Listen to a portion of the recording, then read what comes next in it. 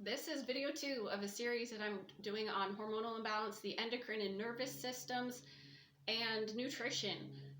I have a master's degree in biblical counseling. I went to a specific college to learn about the medical aspects of how our bodies and our health impact our spiritual life and our spiritual walk, and vice versa. But I've continued to learn, and I have my own story as how I came to this information. That being said, it's just science. Feel free to research it. But today I'm talking about insulin resistance, PCOS, which is polycystic ovarian system, and hormone imbalance. The reason why I'm addressing this is because the people that I work with are women.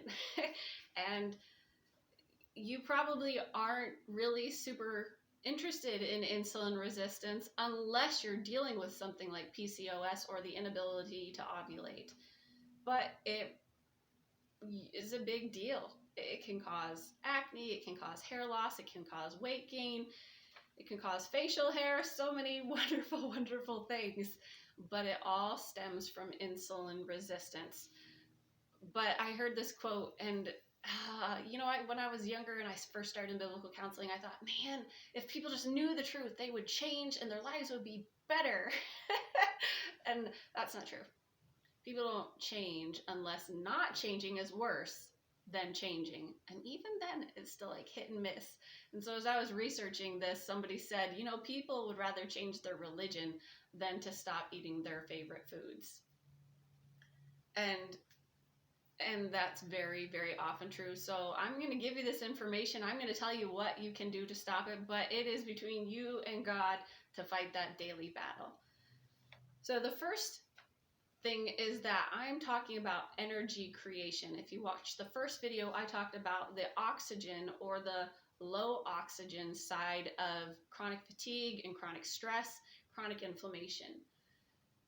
So you kind of need to see this in a whole picture, but energy is created in the mitochondria. I call it the mighty microscopic mitochondria factory. And it takes two things for the mitochondria to produce energy. It actually takes quite more, but it absolutely needs oxygen and glucose. And glucose is another name for sugar, but not all sugars are glucose. High fructose corn syrup is not glucose, it's fructose, and there's sucralose, and etc. So, but for the sake of simplicity, I'm going to call it sugar. So to get oxygen into the mitochondria takes one whole process I discussed in the first video, but today we're going to talk about sugars part of that, because that impacts your hormones. The hormones are just messengers. That's all they are, is messengers telling your body to do something. And your pancreas produces the messenger hormone, insulin. Insulin is there specifically to tell those little mitochondria or different cells throughout your body, knock, knock, knock, open the door, we have sugar in our blood. That is a healthy, normal system. That's how the factory knows, wait, we have some sugar delivery mixed with the oxygen, so that then the thyroid could say, okay, we have the oxygen, and then the insulin saying we have the sugar, and then boom, there goes the factory, your metabolism starts going, and you have energy. Now, what happens with insulin resistance is that some people will call it overnourishing, overeating, eating too much of. And the Bible says, let your moderation be known unto all men. Moderation and temperance. Temperance is a fruit of the Spirit. Self-control. And then God doesn't really say thou shalt not eat. He doesn't really give any disclaimers about different types of foods other than moderation. But what he does say is eat so much honey as is sufficient for thee. I think it's interesting that the one area where he does put a disclaimer is with sugar, glucose, honey.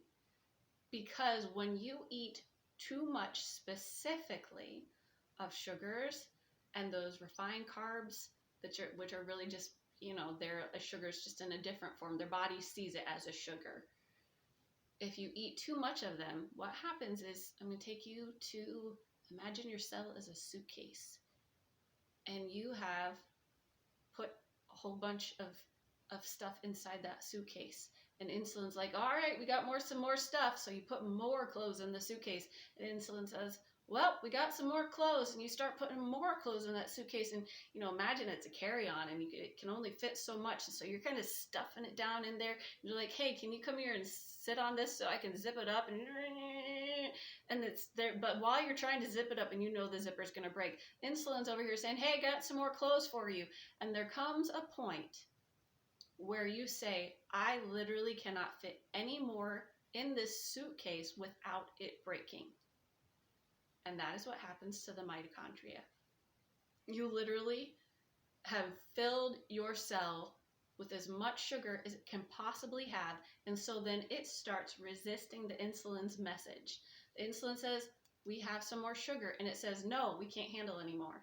This will damage our cell. We are already putting off so much hydrogen peroxide because of the overproduction, just because you keep eating and eating and eating and eating. And so we keep producing and producing and producing. So not only is the mitochondria full, it has produced an excess of hydrogen peroxide that causes cellular damage, because hydrogen peroxide is a bacteria. And if you don't have enough copper to break down the hydrogen peroxide into water, there's just this whole cataclysmic effect that happens. So the cell says no. Now, what you will hear is that the body, that the body can't absorb anymore. The body can't. And so what you need is more insulin. But it's not that, because what happens is when your cell says, no, we can't fit anymore without us breaking, and your cells do break from this. But when it says we can't handle anymore, then the insulin is rejected. So sad. I'm a messenger who's rejected. I'm just going to wander around in the body because I can't do my job anymore. And your pancreas that sent the messenger, because the pancreas recognized, oh, we've eaten, there's a lot of sugar, there's a lot of carbs going on here, we need to deal with that sugar in our blood. It says, well, we already sent out the messengers. Can't send any more out, because they're already floating around in the system. So the pancreas produces less insulin. Well, the doctor will look and say, whoa, your pancreas isn't producing enough insulin because it's not meeting the needs of your blood sugar. Your blood sugar is through the roof. We're going to give you an insulin shot. Obviously, you just don't have enough insulin. But that's not the case. The case is you have too much sugar. So it's just the opposite. Putting more insulin in your body. I'm not talking about type 1 diabetes. I'm talking about type 2 diabetes. Putting more insulin in your system to deal with your high levels of sugar doesn't provide more room in the suitcase. It just causes your suitcase to break, and you have cellular damage. You have free radical roaming insulin in your body. Your blood sugar is so high that then what happens is that then your liver, I don't know if your liver's on which side of the body, but your liver then says, well, we have to deal with all this excess sugar, and it turns it into triglycerides, which are little fatty chains.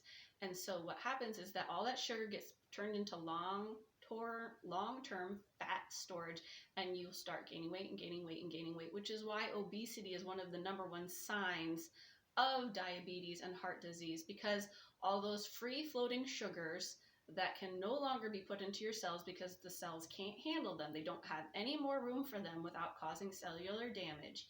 They've been turned into triglycerides by your liver and then pumped out into your fat cells. But then what happens is that your fat cells get full. And so then they start going into your muscle cells, and then they start going back into your bloodstream, which then causes them to clog your arteries because they're not supposed to be there. What they're supposed to do is be in enough moderation where you're not overeating, and when you are eating the amount of calories that your body needs, that it's not just like an 80%, 90% ratio of carbs and sugars and snacks and sodas and milkshakes and candies. It's supposed to be a balance of the nutrients you need. You need complex carbohydrates like your whole grains and your whole grain rice, your brown rice, and your whole oats. There's just a whole, and then your vegetables, your green vegetables, your orange vegetables, your red vegetables, and then your protein and your fats that contain the cheese and the butters and that contain the retinol. You need all of that for your body to work well, but we're not having that. We just have a meat, cheese, and carbs and a side of sugar. and an extra side with your drink. So there's so much sugar in just a drink that your blood sugar is just skyrocketing. There's no more room in your cells. Your cells are resisting the insulin. Your insulin then is floating through your body, and then this is what causes PCOS, polycystic ovarian syndrome. It does cause cell death, which can cause cysts, but your ovaries produce androgens. Also your thyroid, I think it's your thyroid. No, it's your adrenals. Your adrenals also produce androgens. Androgens are what would be typically called the sex hormones, testosterone, estrogen, progesterone. Those are what are probably the most spoken of, but testosterone is an androgen. So I'm going to have to go to my notes because I want to get this right. The people that my sources for this video that helped me in these studies, there's Ben Brickman, Jason Fung, and then, what's his name? Nathaniel Verhoeven from Physionic. I probably got his name wrong. It might be Nicholas. But that they provide a balanced spectrum of this. That if the other cells are rejecting glucose, so all of your cells can reject the glucose, can reject the insulin's message. Like say, nope, we can't, we're too full. Your ovarian cells do not resist the insulin. And what happens is that the insulin prevents the androgens, and testosterone is an androgen. The insulin floating and free throughout the body, and especially in those ovarian cells, they prevent the testosterone, the androgen, from turning into estrogen by inhibiting aromatase. I don't know how to pronounce that, but it looks like aroma and then taste, T-A-C-E. So the process of aromatase is where the androgen, testosterone, would turn into estrogen. And when you have the estrogen, that it will eventually signal, because estrogen is a hormone, that enough of the androgens turn into the estrogen, a certain, like the first, I think it's the luteal phase of your cycle. And so they build up to the point where the body says, okay, we've signaled, hello, it's time to drop your egg for ovulation. And then you ovulate, and then if you don't get pregnant, then your estrogen, your progesterone drop, and then you flush that little baby egg so that God can keep your uterus nice and clean and fresh for the whenever you are pregnant. It's a great recycling system to keep your body healthy and ready for pregnancy if that ever happens. But if the insulin prevents aromatase from happening and your androgens, the testosterones, can't turn into estrogen, then you don't have a buildup of estrogen in your system, and then you don't ovulate. And that can cause problems all by itself, is when you don't ovulate. But also, then you have an overabundance of testosterone in your system. And when you have that overabundance of testosterone in your system, because the insulin's preventing it from transitioning to estrogen, then you get those side effects of facial hair, male pattern baldness. There's lean insulin resistance, lean PCOS, and then there is the weight gain side of PCOS. So you can get both of them, but very often you have to have two of the three symptoms of PCOS. One is that you don't ovulate. The other, it could be any of the male pattern baldness, the facial hair, the acne, and the other is cysts on your ovaries. So you can have any two of the three.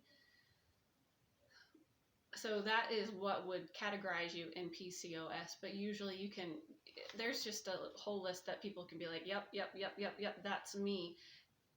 And one of the solutions, probably the best solution, it's the most spoken of solution, it's the biblical solution, is to be aware of how many calories your body needs and burns. A healthy version of you. How tall are you? How active are you? There's the Harris-Benedict formula that can kind of gauge how many calories you would need for your activity level and your body size. And then rein yourself back to that. I'm not saying go on a crash diet where you eat 500 calories a day or 1,000 calories or 1,200 calories a day. I'm not saying that. I'm saying rein yourself back to what your body needs to produce energy and the mitochondria for your natural body energy needs. Rein yourself in, but not only rein yourself in calorically, and don't become super perfectionistic, because you need to have moderation in the big picture. Don't undereat, don't overeat, but be aware of what your body needs for energy. And then look at the percentages. I'm not a big fan of macros or micros, but be aware of them. That if 90% of what you're eating is sugars and carbs, then your body is still going to be overstuffed with sugar. The cells are still going to resist the insulin because you still have too much sugar. So kind of rein it back. I would probably say that there's a lot of people that say 50% carbs, maybe 40% carbs, 30%, 20 to 30% of protein. And then for me, I find that if you look how an egg is built or how food is built, it's usually the same amount of protein as there is fat, and then the rest are carbs. So focus on nutrition, focus on balance, focus on temperance. You need a broad variety of nutrition. All the colors of the rainbow, all the foods.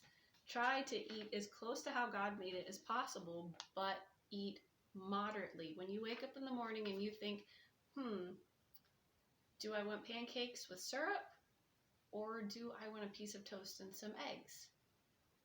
That's fine.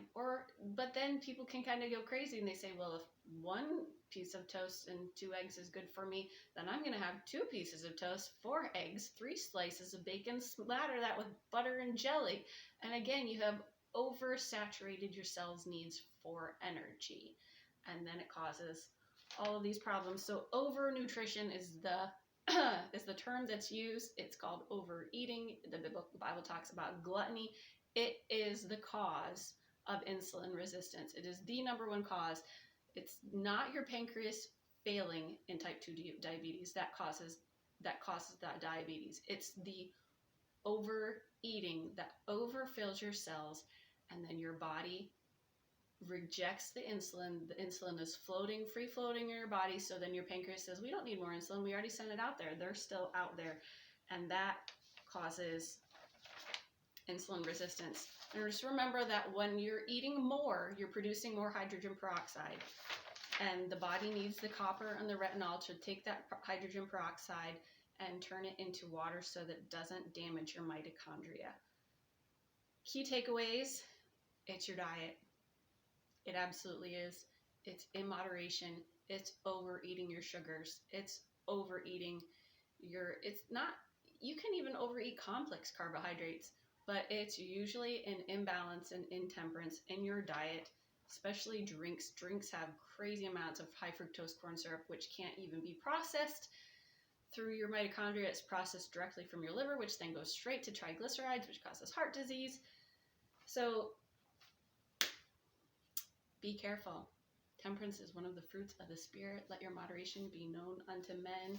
If you find yourself somebody who's given to appetite, you need to fight that battle, spiritually speaking.